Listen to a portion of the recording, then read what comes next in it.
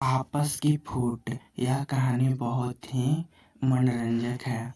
एक समय की बात है, प्राचीन समय में एक विचित्र पक्षी रहता था। उसका धड़ एक ही था परंतु सिर दो थे।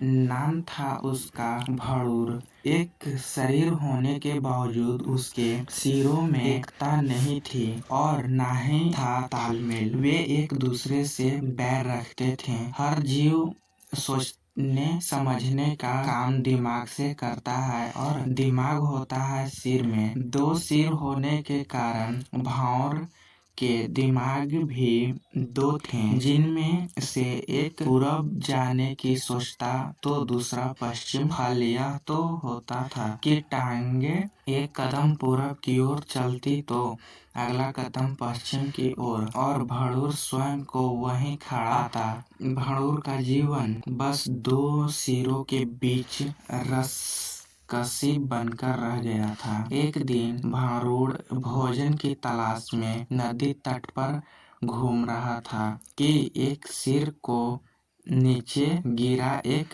फल नजर आया। उसने चोंच मारकर उसे चखकर देखा तो जीभ चटकाने लगा। वाह, ऐसा स्वादिष्ट फल तो मैंने आज तक कभी नहीं खाया। भगवान ने दुनिया में क्या क्या चीजें बनाई हैं। अच्छा, जरा मैं भी चखकर देखूं, कहकर दूसरे ने अपनी चोंच उस फल की ओर बढ़ाई ही थे कि पहले सिर ने झटका दूसरे सिर को दूर फेंककर और बोला, अपनी गंदी सोच इस फल पर दूर ही रख। यह फल मैंने पाया है और इससे मैं ही खाऊंगा। अरे, हम दोनों एक ही शरीर के भाग हैं। खाने पीने की चीजें तो हमें बांटकर खानी चाहिए। दूसरे सिर ने बदलील दी। पहला सिर कहने लगा, ठीक है, हम एक शरीर के भाग हैं, पेट हमारा एक ही है। मैं इस फल को खाऊंगा तो वह भी पेट में ही जाएगा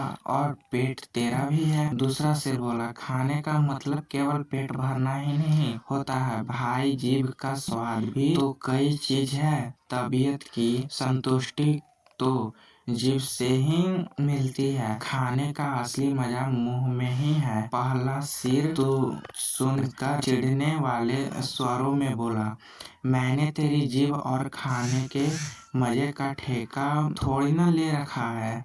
फल खाने के बाद पेट में डालकर आएगी, वह डालकर तेरे मुंह से भी निकलेगी, उसी से गुजारा चला लेना। अब ज्यादा बकवास ना कर और मुझे शांति से फल खाने दे। ऐसा कहकर पहला सिर चटकार लेकर फल खाने लगा।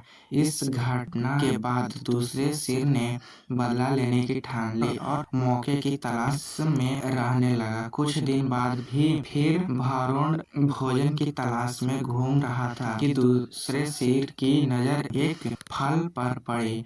उससे जिस चीज की तलाश थी उससे वह मिल गई थी। दूसरा सिर उस फल पर चोंच मारने ही जा रहा था कि पहले सिर ने खींचकर चेतावनी दी, अरे, इस फल को मत खाना। क्या मुझे पता नहीं कि यह विषैला फल है, इसे खाने पर मृत्यु हो सकती है। दूसरा सिर हंसा, तू चुपचाप अपना काम देख।